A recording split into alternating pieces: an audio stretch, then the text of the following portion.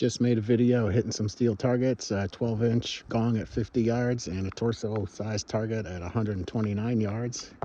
And hard to see, there's 50 129s out there.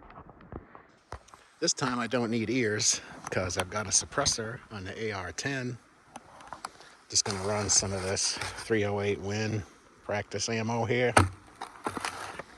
Gonna see what these bangs sound like.